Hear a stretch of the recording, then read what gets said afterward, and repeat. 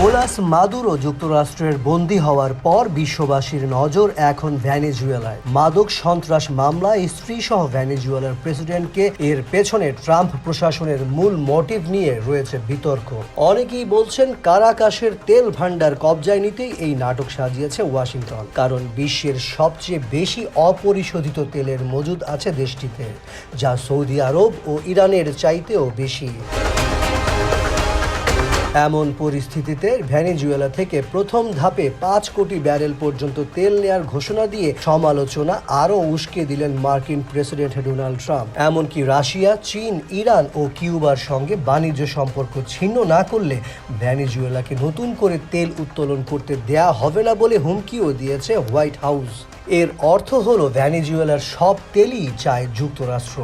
নিষেধাজ্ঞা লঙ্ঘনের দায়ে বেশ কয়েকদিন ধাওয়ার পর 7 জানুয়ারি আটলান্টিক মহাসাগর থেকে রুশ পতাকাবাহী তেলের ট্যাঙ্কার জব্দ করেছে যুক্তরাষ্ট্র। এতে ভেনেজুয়েলার সঙ্গে চলমান উত্তেজনা মোড় নিয়েছে ওয়াশিংটন মস্কো উত্তেজনায়। এমনকি ভেনেজুয়েলা থেকে অন্য দেশে তেল সরবরাহে বাধা দেয়ায় ক্ষোভ ঝাড়ছে চীনও।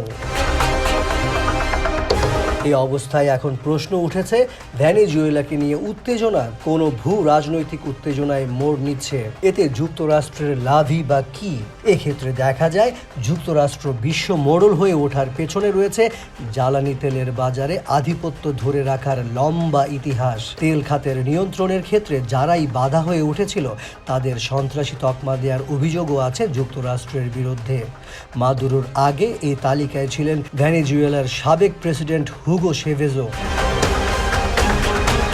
বিশ্বকে নিয়ন্ত্রণে তেলের লাগাম টেনে ধরতে চায় যুক্তরাষ্ট্রের বিরুদ্ধে এমন কথা বলে চক্ষুশূল হয়েছিলেন ইরাকের সাবেক প্রেসিডেন্ট সাদ্দাম হোসেন। শেষ পরিণতি হয়েছিল মৃত্যুদণ্ড।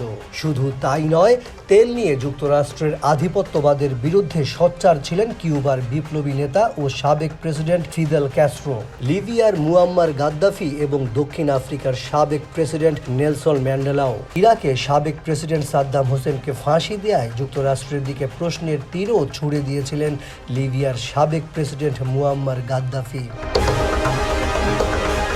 তেল নিয়ে আধিপত্যের লড়াইয়ে যুক্তরাষ্ট্রের বিরুদ্ধে এসব অভিযোগ থাকলেও যুগ যুগ ধরে হোয়াইট হাউসের জবাব বা যুক্তি একই, তা হলো গণতন্ত্র ও নিরাপত্তার উদ্দেশ্যে লড়াই করে যাচ্ছেন তারা। এদিকে ভেনেজুয়েলার তেল বাণিজ্য ঘিরে রাশিয়া, চীন, ইরান, কিউবার সঙ্গে শুরু হওয়া উত্তেজনার পারদ বাড়ায়ও উদ্বেগ দেখা দিয়েছে।